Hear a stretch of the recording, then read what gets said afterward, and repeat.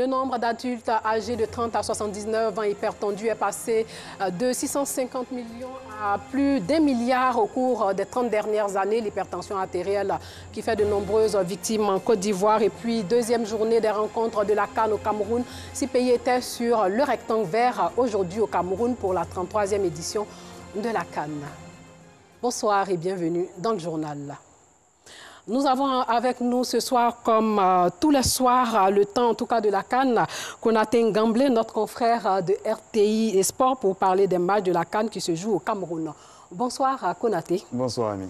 6 équipes se sont affrontées aujourd'hui au Cameroun. Il s'agit de... Alors il s'agit donc du Sénégal, le Zimbabwe, Sénégal-Zimbabwe, 1-0 pour le Sénégal.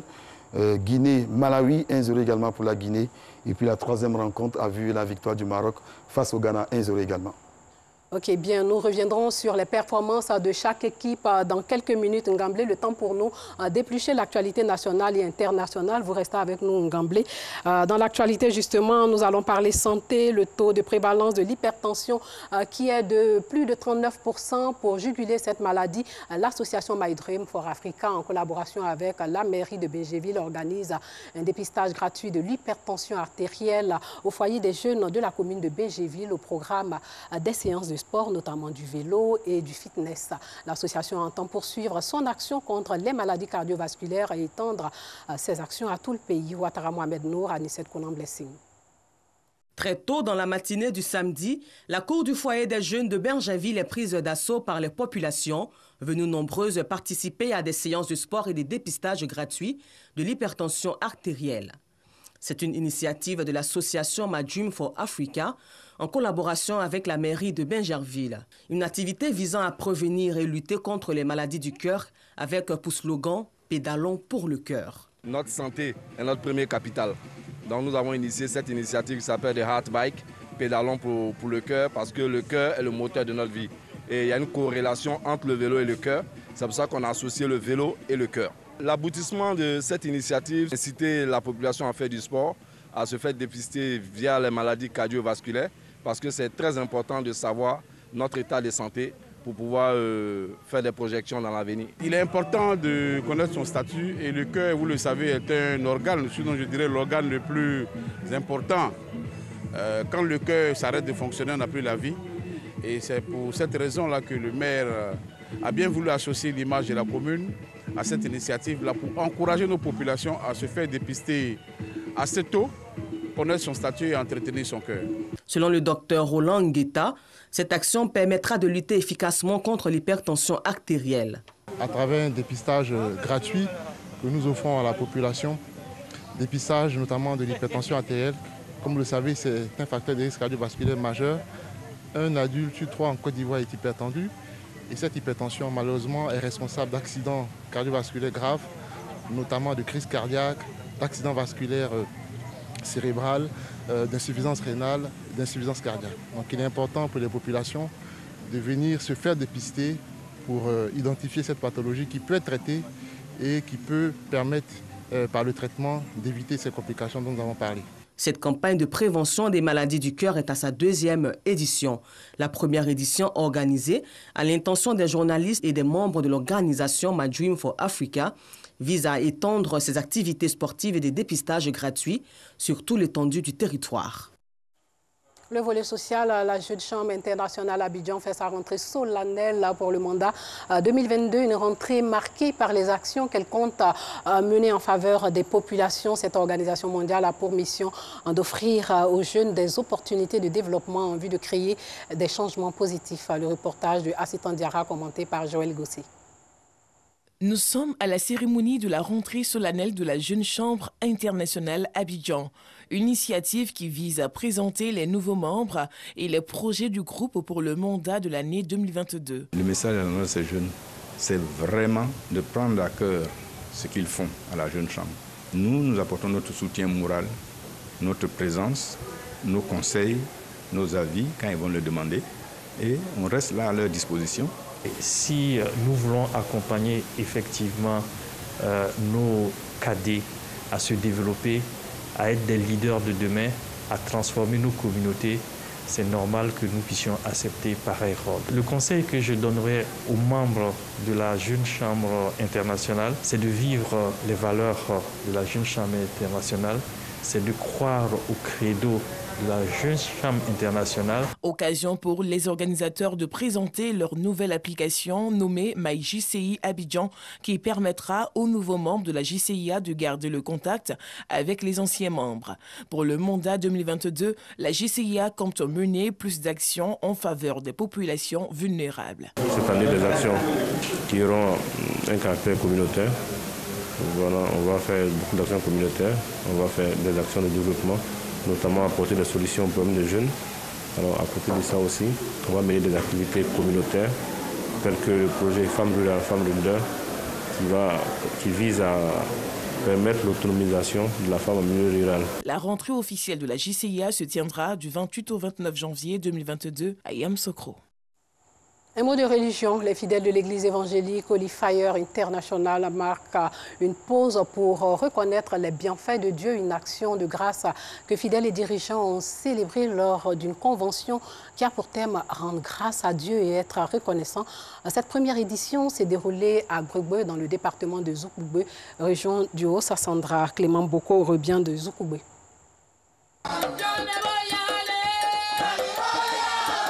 C'est par une veillée de prière à la place publique de Grebe, dans le département de Zoukoubé, que les fidèles chrétiens de l'église évangélique Holy Fire International ont démarré les festivités marquant la première convention de la dite église.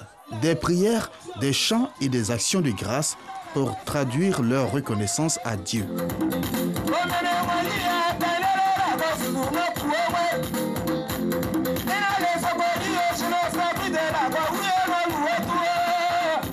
Le thème de cette convention, c'est rendre grâce à Dieu et être reconnaissant, que ce soit à Dieu et que ce soit à nos prochains.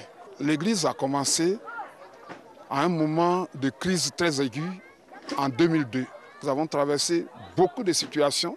Nous avons imploré Dieu, nous lui avons demandé certaines choses. Il nous les a accordées. Mais il faut un moment s'arrêter et puis reconnaître, regarder en arrière et reconnaître les bienfaits de Dieu et lui dire merci. Les fils et filles du département de Zoukoubé n'ont pas voulu se faire compter l'événement. Ils sont venus de partout pour marquer leur attachement à l'avancée de l'œuvre du Seigneur. J'ai été vraiment content de voir ma communauté se réunir pour pouvoir célébrer Dieu, pour pouvoir dire merci à Dieu en fin d'année.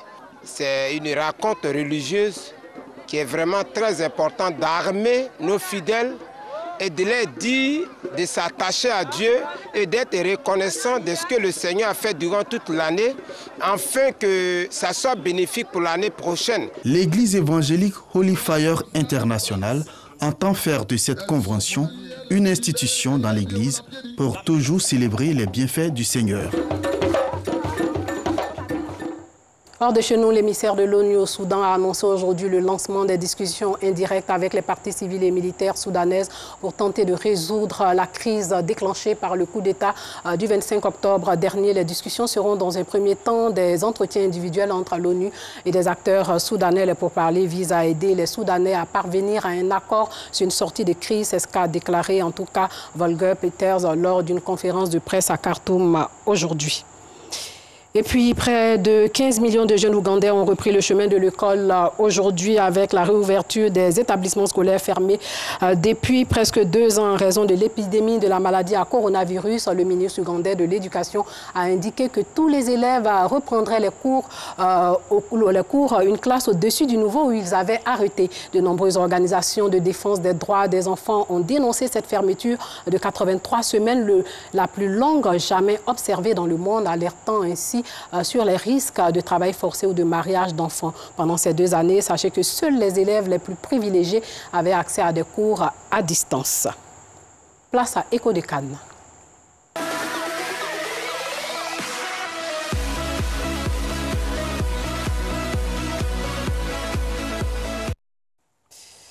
Nous retrouvons Konaté Ngamblé pour décortiquer les matchs de la journée. Alors, Konaté Ngamblé, nous sommes à la deuxième journée de la CAN qui se joue au Cameroun. On le sait, les matchs s'enchaînent. Aujourd'hui, le Sénégal arrache la victoire au Zimbabwe, 1-0 grâce à un pénalty de Sadio Mané. Et Konaté Ngamblé ont fait un retour sur la rencontre et le but.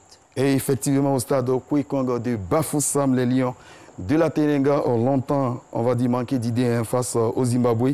Mais dans les ultimes instants du match, Sadio Mané a transformé un pénalty pour le Sénégal et offre également la victoire donc, aux Lions on va dire, du Sénégal. Suivons ce résumé de Hassen Kwasi et Patrick Dadier. Finaliste malheureux de la dernière édition de la Coupe d'Afrique des Nations, le Sénégal ne vise rien d'autre que le Graal dans cette phase finale. Pour leur entrée en lice, les Lions du Sénégal ont échappé belle. Tenus en échec durant de longues minutes par le Zimbabwe, les coéquipiers de Sadio Mané ont semblé peu inspirés. Un manque de rythme qui s'explique en partie par une forte chaleur au coup d'envoi, mais aussi par le manque de préparation des deux équipes et les absences de part et d'autre liées au Covid. Mais le Sénégal a finalement réussi à arracher la victoire au bout du temps additionnel grâce à un pénalty transformé par Sadio Mané. Une victoire étriquée qui permet toutefois aux Lions du Sénégal de prendre provisoirement la tête du groupe B. Le Sénégal a été donc tenu en échec tout au long de la rencontre par le Zimbabwe, les Lions de la Teranga. Comment expliquer cela? Est-ce par manque de préparation, Ngana? Oui, oui, l'un mis dans l'autre. Oui, en partie dû donc au manque de préparation. Vous savez que la Coupe d'Afrique des Nations se déroule dans un contexte sanitaire particulier et toutes les équipes ont été donc, on va dire, jeûner dans la préparation. Donc on peut expliquer cela déjà par ça. Et puis il y a aussi le fait qu'il faisait très chaud à Bafoussam cet après-midi, 29 degrés. Donc ce n'était pas évident aussi de produire un beau spectacle. Mais l'expérience a fini par payer. Le Sénégal s'est imposé au bout du temps additionnel. Mais le Sénégal qui a été quand même un peu malmené par les Zimbabwe. Malmené, oui. Ça veut dire que cette Coupe d'Afrique des Nations est ardue et il faudra aller chercher la victoire. Le statut de favori ne veut rien dire, absolument rien dire. Il faut mériter la victoire sur le terrain. Et c'est l'enseignement qu'on peut tirer donc de l'opposition Sénégal-Zimbabwe. Oui, donc il n'y a pas de petite équipe Ngamblé. Le Maroc, lui, remporte de justesse son premier match face au Ghana, un but de Sofiane Boufal. Le Maroc, les Lions de l'Atlas, oui, amis peuvent dire merci donc à Sofiane Boufal qui a offert donc la victoire donc, aux Marocains à la 83e minute. Suivant ce résumé de Hassen Kwasi et Jean-Sylvain Resso. Le choc opposant le Maroc de Sofiane Boufal au Ghana des frères Ayew n'a pas tenu toutes ses promesses au stade Amadou Ahidjo de Yaoundé.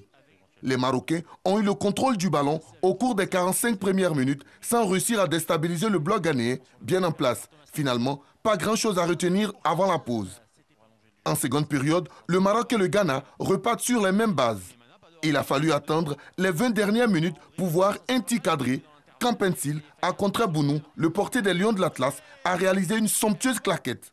Mais au final, sur une action anodine, ce sont les joueurs du Coach Vaïd qui font la différence grâce à Boufal, profitant d'un contre favorable dans la surface adverse, en véritable renard de surface.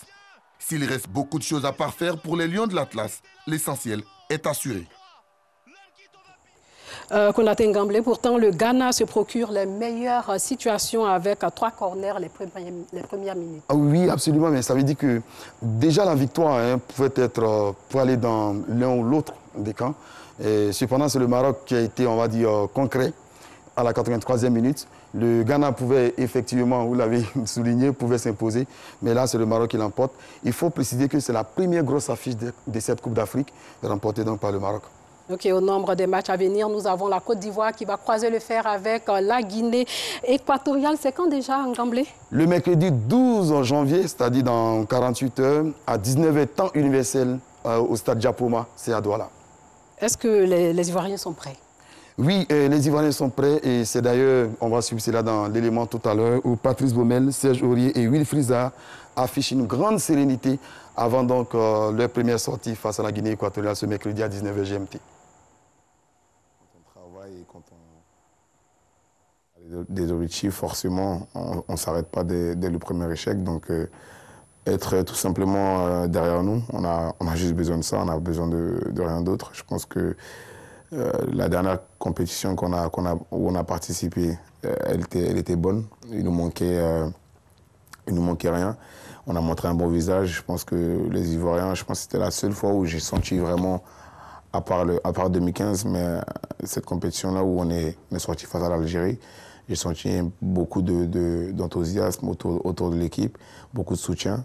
Donc c'est le même, on repartira avec le même état d'esprit, mais forcément on aura besoin des nôtres. Et puis voilà, être un peu plus, on va dire, indulgent avec cette équipe-là. À chaque fois qu'on vient ici, on vient pour donner le meilleur de nous-mêmes. C'est ça que les Ivoiriens doivent comprendre. Je ne parle pas beaucoup parce que j'essaye de m'exprimer plus sur le terrain. Donc, on est là à la CAN et puis je vais faire tout ce que je peux pour le pays, quoi. Tout mon contingent ici à Douala, on finit notre préparation. Certains joueurs qui ont eu le Covid récupèrent bien, même si c'est un petit peu long. D'autres qui ont joué en Europe sont arrivés un peu empruntés par le voyage et l'accumulation des matchs. Donc voilà, on essaie de récupérer tout le monde et de récupérer un maximum de fraîcheur avant le début de la compétition. Il me manque 2 joueurs. Sébastien Allaire qui devrait arriver aujourd'hui et Jean-Daniel Akparak-Pro qui devrait voyager dans les prochains jours. Donc Sébastien est dans les airs, il va atterrir ce matin à Douala à 11h30. Et JD est dans son club à la Lazio. Il a eu un Covid qui s'est un petit peu compliqué, donc il fait tous ses examens pour essayer de nous rejoindre le plus tôt possible. Voilà, on croise donc les doigts pour les éléphants. Oui, bonne chance aux éléphants de Côte d'Ivoire. Merci en tout cas Ngamblé d'être venu sur ce plateau. Merci aussi à vous de nous avoir suivis. C'est la fin de ce journal. Portez-vous bien.